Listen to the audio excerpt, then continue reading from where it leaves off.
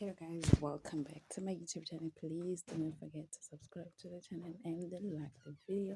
Coming up on Skim Someone Monday, Nkosi and Kwezi wake up in a stunning penthouse, but their problems prevent them from truly enjoying it.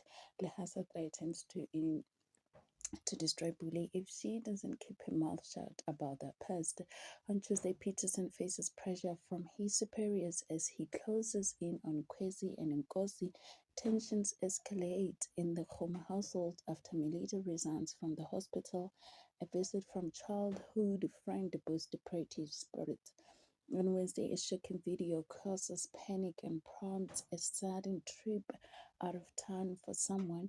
Pretty puts on a brave face, but someone close to her can see the pressure mounting.